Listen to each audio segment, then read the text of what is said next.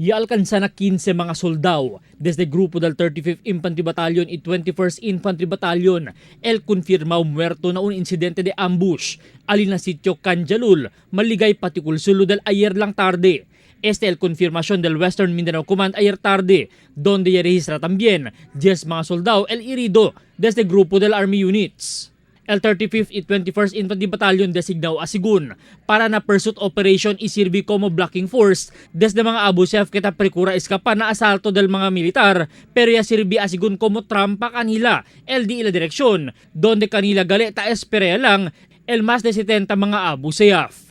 Na 15 mga muerto soldado, uno aquí el un second lieutenant y dos pa mga sargento. Ya decidi al news team aguantaan ay cuantos mga nombre del mga muerto soldado, siguiendo el respeto ng mga familia, que no hay pa puede sabi acerca del día pasada. Ya liga isa lang tarde el mga resto del mga yamuri soldado por medio del C-130 plane del Philippine Air Force desde Sulu. Ya sucede este después, mas caliente el ofensiva militar na probinsya del Basilan y Sulu, después un Zamboangueño. Ella que la víctima también del corta de pescuezo del pasado semana. Después no hay paga con el 1 million ransom. Un press conference el hace lamada el West Mincom este lang tarde para hace cuento con el cosa verdad estado del mencionado probinsya este tiempo.